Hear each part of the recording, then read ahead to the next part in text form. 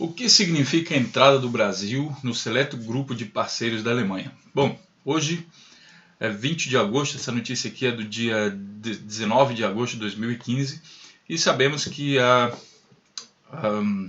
Angela Merkel, que é a primeira-ministra aí da Alemanha, ela está no Brasil fazendo então uma visita, com certeza não é tirando férias, a respeito de negócios. Então essa notícia fala sobre essa nova parceria e ele fala o seguinte: a visita conta com uma comitiva de 7 ministros e 5 secretários de Estado e inaugura um processo de consultas intergovernamentais entre os dois países. Aí me faz lembrar assim, os críticos que falam quando o Brasil sai com aquelas grandes comitivas também para visitar outros países, né? E aí você tem que entender, isso é normal, isso é uma política agressiva de Estado. Um Estado que realmente quer fazer negócios, ele sai com toda a sua turma, com representatividade, chega no outro país mostrando o peso que ele tem. Isso é normal. O Brasil fazer isso é uma coisa boa, portanto. Mesmo que você tenha uma posição política, que depois você critique isso ou aquilo, mas isso é uma coisa natural. Todos os países fazem, quer dizer, os países fortes. E o Brasil, ao fazer isso, se comporta como um país forte. Não quer dizer que o Brasil tem o mesmo peso da Alemanha também, né? Lógico. Ainda não, mas vamos lutar para isso. Dessa forma, o Brasil entra em um seleto grupo de parceiros mais próximos da Alemanha. A maior economia europeia só mantém esse tipo de relacionamento com 8 países: França, Itália, Espanha, Polônia, Israel, Rússia, China e Índia. Bom, se a Alemanha colocou o Brasil nesse tal de seleto grupo, que isso deve acontecer naturalmente, não deve ter uma associação aí desses países, não acredito que seja assim, né? Se o Brasil entrou nisso é porque, não é bem porque a Alemanha está querendo somente ajudar o Brasil, é porque também existem muitos bons negócios para se fazer no Brasil. O Brasil é um paraíso para certos tipos de negócios. O pior é que são certos tipos em várias áreas. Até o brasileiro entender isso, nós vamos torcer para que ele não seja, que ele não fique naquela relação de colônia como ele tinha até os anos 90, né? Onde o Brasil só ficava de joelhos ali perante as outras economias e mais que ficava cumprindo as ordens do FMI do que ter opinião própria. Hoje o Brasil tem uma opinião própria. Então, bom, a Alemanha, vendo essa opinião própria do Brasil, propôs aí, estão fechando essa parceria. O que eu quero mostrar para vocês é o seguinte: as áreas. Tá? As áreas são as seguintes. Nós temos aqui o seguinte: os países têm interesses comuns em diversas áreas. Vou aumentar aqui o tamanho da tela. Em diversas áreas, como meio ambiente. Essa área que vem em primeiro lugar. Você consegue imaginar por que vem meio ambiente em primeiro lugar? É porque aqui nessa área, talvez só na área de resíduos sólidos, a Alemanha movimenta 50 bilhões de euros por ano, com tecnologia, com venda e comércio de produtos, né, matéria-prima secundária e tudo mais. Em total, na área de meio ambiente é basicamente a área de peso da Alemanha, onde a Alemanha ganha muito dinheiro. É aqui que a Alemanha ganha muito dinheiro. A outra área é energia, tecnologia de energia. Energia e meio ambiente são duas áreas fortíssimas na Alemanha. Mas também outras áreas como reforço do Conselho de Segurança da ONU, privacidade da internet, ciência e tecnologia, direitos humanos e investimentos produtivos. Adivinha por que a Alemanha quer fazer investimentos produtivos? É porque o país deles produz ciência. Eles não têm terra para ficar plantando banana e plantando maçã e abacate. Eles produzem ciência. E aí eu vou querer alertar vocês para uma coisa.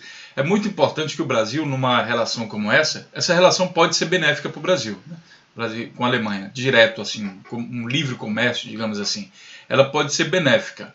Mas ao contrário do que certas posições políticas afirmam, que querem liberar geral, reduzir o Estado o máximo que possível, liberar geral, uma relação dessa de igual para igual, ela pode também ser maléfica. Tá? Porque é o seguinte, a Alemanha, só para resumir um pouco, a Alemanha vende um Porsche e com o dinheiro do Porsche ela compra produção agrícola de grandes quantidades. Tá? Porque até você compensar o dinheiro do seu lucro com vendendo banana e chegar e comprar com esse lucro um Porsche, um Mercedes, um Audi, sei lá, um biodigestor, uma usina nuclear, demora. Sabe? Então a Alemanha vende produtos com alto valor agregado. uma relação entre dois países, como é o caso aí que acontece aqui na Europa, a relação da Alemanha com a Grécia, a relação com a Espanha, Portugal, esses países não tem como chegar. Eles estão vizinhos da Alemanha, eles estão numa situação de igualdade, livre comércio, mas eles não têm como concorrer com o mercado alemão, porque até eles conseguirem vender as frutinhas dele lá, a Grécia vendendo lá as azeitonas dela lá e ganhando um pouco de dinheiro com turismo, até conseguir ter capital e também até conseguir ter a inteligência de investir em produtos com valor agregado, como são os serviços de engenharia, por exemplo, ou produtos mais sofisticados que envolvem alta tecnologia, isso demora décadas, quem sabe séculos, e mesmo assim o tempo, na velocidade que eles vão, a Alemanha já está numa velocidade acelerada, já está lá na frente. Então a relação pode ser boa para o Brasil? Pode. Se o Brasil adota, e graças a Deus tem feito isso nos últimos anos, uma postura de respeito, de igualdade, e não de subserviência, como era até os anos 90. O Brasil, nos anos 90, ele só dizia sim senhor, sim senhora, para a Europa, Estados Unidos e os países do primeiro mundo, Japão. O Brasil só sabia dizer sim senhor, sim senhora.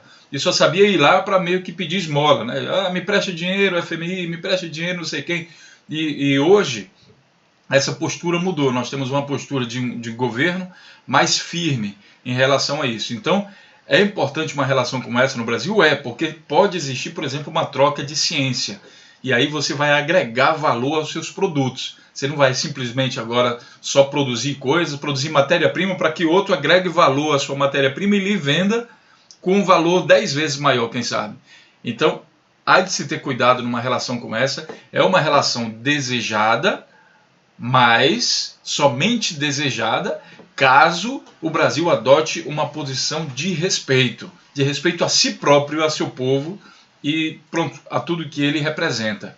Se entrar numa de subserviência, aceitando tudo, o Brasil corre risco. Tá? Então, parceria bem-vinda, mas, como eu falei, tem essas questões. Na área de meio ambiente, a Alemanha é muito forte, como eu falei, né? E tem outras áreas. Eu vou deixar esse link aqui para que você possa analisar. Né? E peço que você analise também. O Brasil está num momento delicado aí de crise política, né? E não necessariamente uma crise econômica. Não é assim que os supermercados no Brasil estão sendo saqueados e desemprego em massa e tudo mais. Então, pondere e analise com a cabeça e não com o coração, porque política não é jogo de futebol. Tá?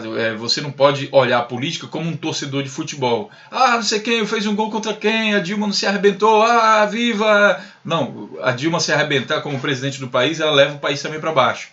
Então, você deve olhar a política com um senso, desligar todos os partidos que você gosta, que não gosta, e analisar os fatos. O que é bom para o país. Caso contrário, você não está fazendo necessariamente uma coisa que pode ser boa para o país, tá certo?